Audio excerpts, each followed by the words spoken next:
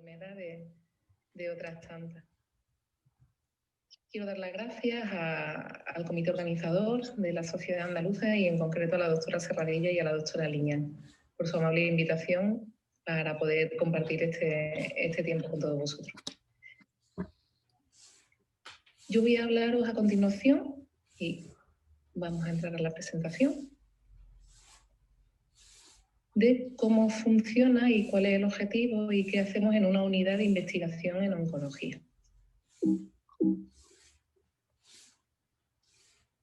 Este es el título de mi presentación y realmente yo, como habéis visto, pues soy oncóloga médica, trabajo en el Hospital de Jaén desde que comencé la residencia y desde el principio pues me he dedicado a la investigación. Es por eso por lo que creo que tanto Olga como Ana han contado conmigo.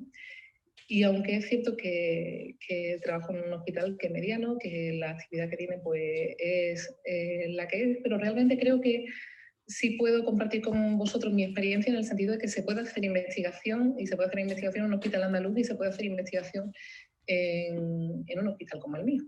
Eso voy a querer contaros y es lo que quiero transmitiros. Realmente en este foro explicar si la investigación en oncología es importante, pues creo que hay poco que explicar.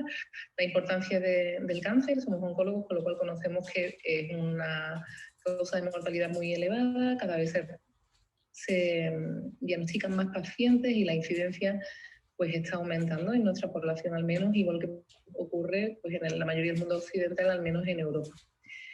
Y con esta incidencia que teníamos, esta estimación para justo el año que estamos viviendo de mortalidad, realmente en cuanto a la incidencia de nuevos casos, pues se estimaba que en nuestro país se diagnosticaran a lo largo de este año 150.000 casos en hombres y casi 100.000 casos en mujeres. Veremos al final de este año tan raro, pues si realmente las estimaciones que se hacían en el año 2016, pues son realistas. Bien, pues esta sería la suma en total, unos 250.000 casos de casos nuevos y la mayoría, como sabéis, pues en hombres, aunque aumentando pues, desafortunadamente en mujeres.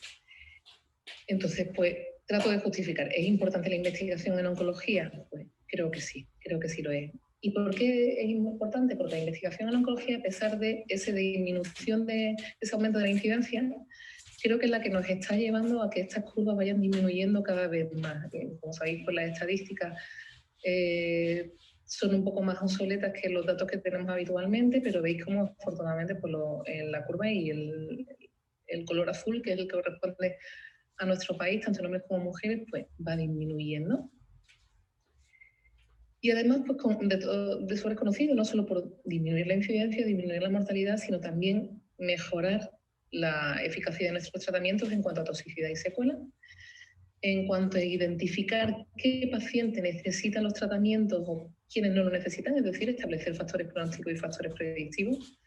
Y además, pues realmente, gracias al avance del conocimiento de la biología, hablando de fármacos o hablando de otras tecnologías, como puede ser en el caso de la oncología radioterápica, pues realmente podemos conocer nuevos mecanismos que realmente lo conocemos pues, de un día para otro. Así que, por todo esto, pienso, y eso es lo que me mueve a mí a hacer investigación, creo que es una obligación ética de los oncólogos.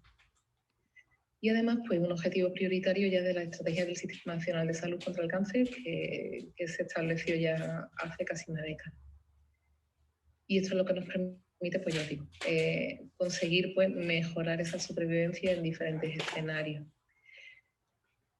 El problema es que hacer investigación, pues como tanto en ciencia, pues lleva una serie de pasos. Entonces es cierto que los médicos pues, participamos en alguno de estos pasos, pero necesitamos a otros científicos para poder alcanzar las fases en las cuales nosotros podemos intervenir. Sabéis que hay una primera fase de investigación preclínica, una segunda fase, la investigación clínica, en la cual habitualmente donde intervenimos los médicos junto con otros profesionales para llevar, pues en el caso de los fármacos, que es donde yo me voy a centrar, llegar a la fase de registro y a conseguir pues, que el fármaco se reembolse. O sea que es una carrera de obstáculos en realidad este proceso.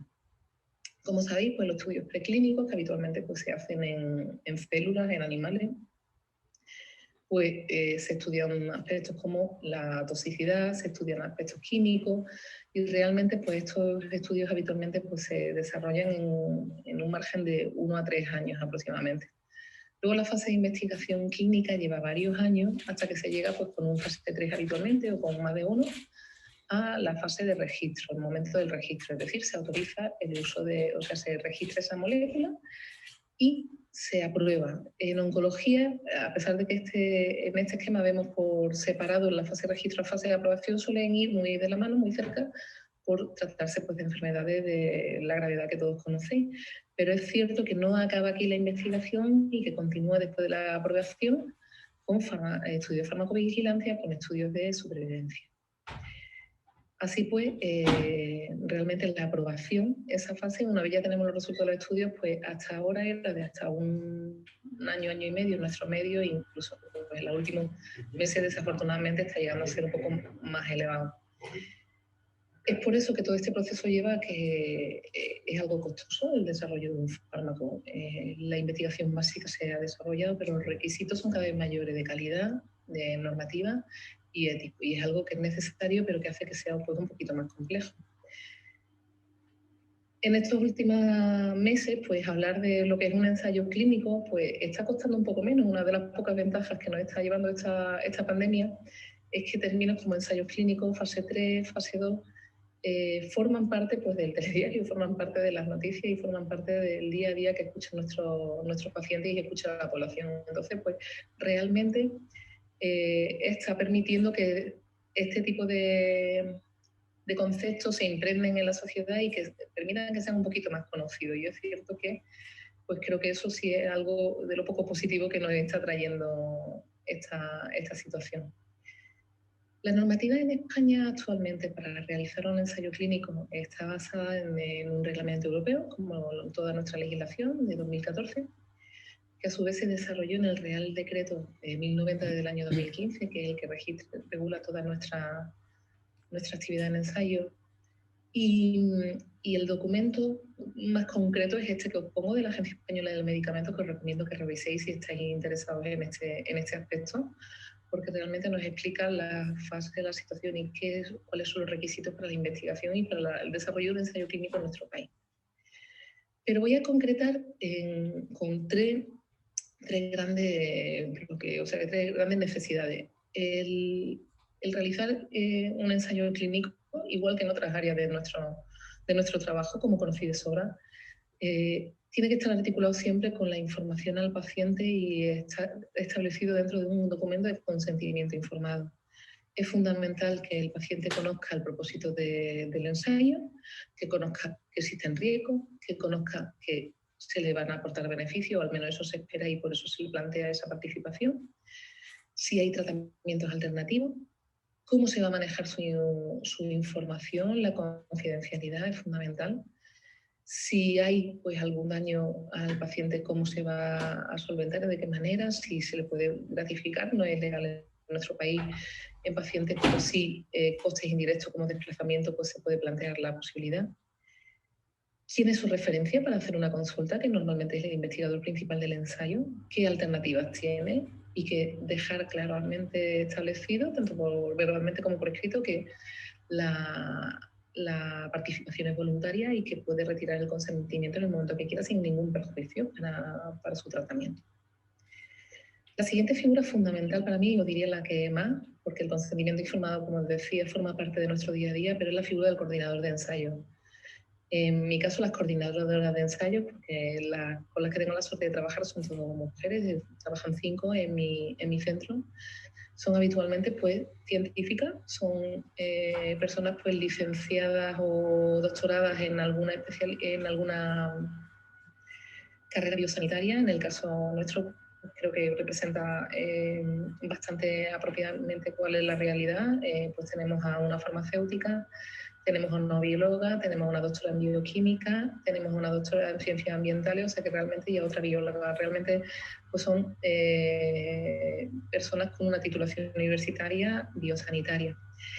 Y tienen un papel fundamental porque trabajan codo con el resto de investigadores, porque nos ayudan con la parte de documentación, de material, la comunicación con el paciente, revisar la comunicación con el promotor, porque muchas veces en los ensayos clínicos hay promotores, son quienes nos asesoran en que estamos cumpliendo las regulaciones junto con otros profesionales, y tienen una relación muy, muy estrecha con los pacientes para que se cumplan los requisitos del ensayo. Ya os digo, sin la figura del coordinador de ensayos creo que sería bastante complicado cumplir esos requisitos que están en aumento de calidad que requiere un ensayo clínico a día de hoy.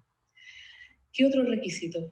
En Andalucía en concreto no tenemos una normativa todavía muy desarrollada, pero sí existe en otras comunidades, y me baso en una norma de la Comunidad de Madrid, que aunque resulte obvio, creo que es necesario también tener en cuenta que hace falta para tener una unidad de ensayo. Pues hace falta un espacio físico, hace falta personal. ¿Qué personal hace falta? Pues además de algún apoyo administrativo, que siempre es deseable, pero es fundamental que haya pues, un médico con experiencia en ensayos clínicos, enfermeras con dedicación a los ensayos clínicos, la figura de los coordinadores de ensayos que ya os presentaba, y que haya farmacéuticos en el caso de los ensayos clínicos en relación con fármacos. La relación con la farmacia es el otro pilar para las unidades de ensayos clínicos desde mi punto de vista. Y es necesario también una comunicación muy estrecha con los comités, los CEI y los CEI, los comités de ética de la investigación, porque realmente son el órgano regulador que en cada centro, pues en cada provincia, en el caso de Andalucía, nos articula la parte normativa, la parte regulatoria. ¿Cuál es la situación nuestra? Voy a hablaros de mi libro, realmente contaros pues, cuál es mi experiencia. En mi experiencia, pues, en el desarrollo pues, de fármacos de quimioterapia, la aparición de tratamientos dirigidos, que como sabéis pues, son fármacos con un mecanismo de acción distinto a la quimio, y realmente pues, la identificación de nuevas dianas. En general, en nuestro país, pues tenemos en cuanto a la de investigación, en cuanto al desarrollo de fármacos contra el cáncer, un papel muy, muy destacado. Hasta el 50%, incluso diría que en los últimos 5 años, casi un 60% de todos los ensayos clínicos que se realizan en España son ensayos de fármacos frente al cáncer. Se participa de una forma bastante importante en los estudios multinacionales que llevan a un registro. El papel de los grupos cooperativos es fundamental. Estos datos son de hace 5 años, se incluyen al año en España 45.000 pacientes en ensayos clínicos de oncología. Había en marcha casi 500 estudios, articulados en torno a 16 grupos cooperativos, de los cuales conocéis seguramente la mayoría. Y el apoyo directo de las instituciones públicas pues, no es muy elevado, pero el centro de la unidad de investigación, o sea, solo unidad de investigación dentro de los propios hospitales públicos en la mayoría de los casos. En el caso concreto de mi centro, pues participamos en ensayos desde fase 1B hasta fase 4. Pertenecemos a varios grupos cooperativos que muchas veces son los promotores de los estudios, y participamos en algunos proyectos propios compartidos con otras entidades. En nuestro centro, como os decía, la unidad de investigación, que se ocupa pues, de articular con otras especialidades los trámites administrativos y la relación con los pacientes. Y además, pues en nuestro caso, la participación en los comités, que conocéis de sobre lo importante que hay en oncología, es fundamental también, y las coordinadoras de ensayo de nuestro centro participan al menos en algunos de los comités, como el comité de cáncer de mama o el comité de cáncer de pulmón, que al que yo participo, en el que yo pertenezco sobre todo, y por eso lo pongo como ejemplo, pues forman parte de ese comité multidisciplinar y asisten como un elemento más. ¿Qué beneficios tenemos? Bueno, pues aquí os pongo algunos ejemplos de estudios en los que hemos participado. Participamos hace ya 15 años en el estudio URTAS, que llevó a la primera aprobación de un fármaco frente al EGFR, el erlotinib. Hemos participado pues, en el desarrollo del trastuzumab o del pertuzumab, que conocéis, del cáncer de mama HER2 positivo. Y realmente, ¿cómo se podría mejorar esta situación? Pues podemos mejorar sin duda manteniendo lo ya existente, o sea, el participar en grupos cooperativos es fundamental. El que existan estas unidades de investigación creo que es importante para articular todo el desarrollo de la investigación. Es necesario colaborar con la industria farmacéutica, creo que hay que hacerlo de una forma equilibrada, pero importante para poder acceder a los fármacos, y creo que podríamos mejorar nuestra integración con la investigación básica. ¿Qué peculiaridades tenemos en oncología médica, en oncología radioterápica? Pues que tenemos actividad asistencial, mucha actividad asistencial, además de ser investigadores, que la financiación en el caso de los fármacos pues, suele ser privada en la mayor parte de los casos, y que lo ideal es que sean unos estudios multicéntricos, multinacionales, y que además pues, en nuestro caso no hacemos ensayos clínicos con sanos, sino que en todos los casos son personas enfermas, una de las características.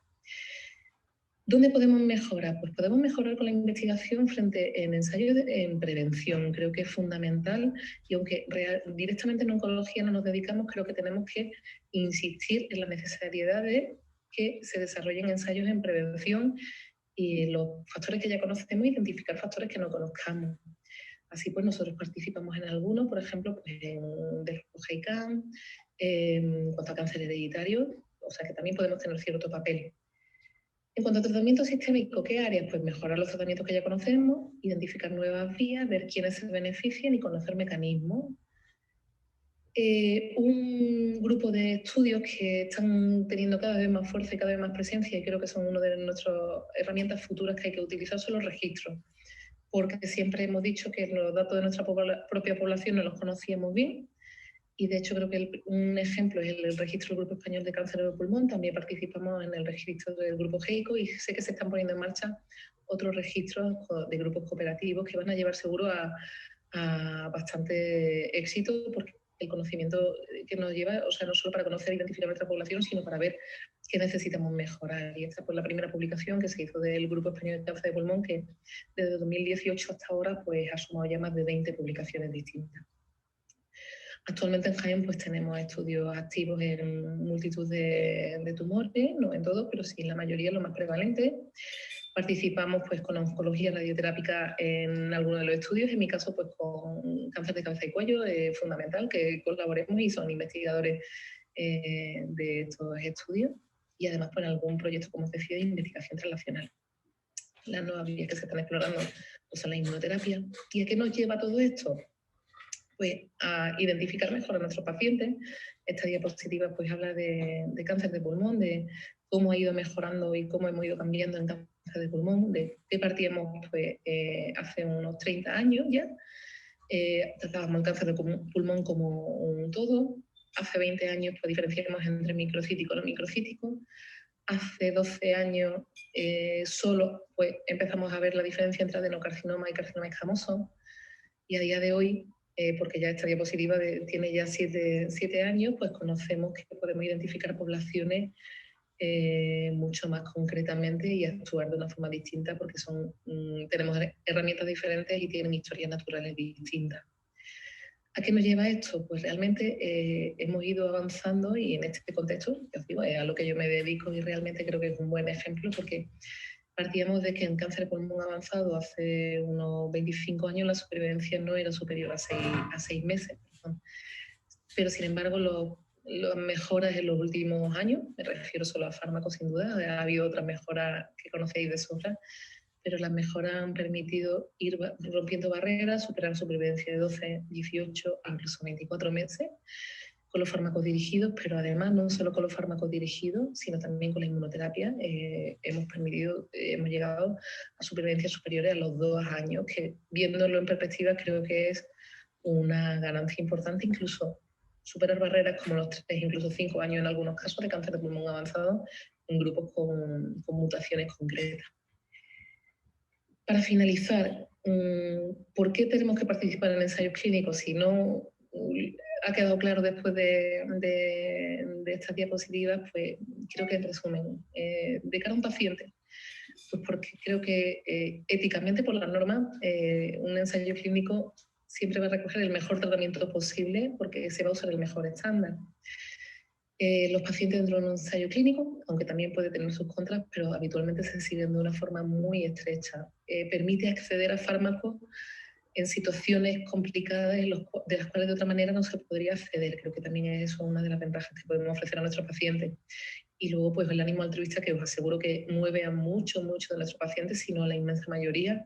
El hecho de ayudar a sí mismo para ayudar a otros realmente es algo que siempre, prácticamente en el 99% de los casos nos expresan cuando les explicamos por qué participar en un ensayo. Si no sirve para mí, me dicen, doctora, si no sirve para mí, al menos que sirva para otros. O sea que realmente en ese sentido es muy, muy gratificante. Como profesionales, como os decía al principio, creo que es una obligación ética, sin lugar a duda. Ayuda a colaborar con la sostenibilidad del sistema sanitario, sin duda. Nos responde a cuestiones científicas que están abiertas y además nos permiten tener experiencia en el manejo de nuevos fármacos en el caso de que sean distintos a los que estamos utilizando. O sea que realmente esas son las 4 grandes ventajas que obtenemos como profesionales.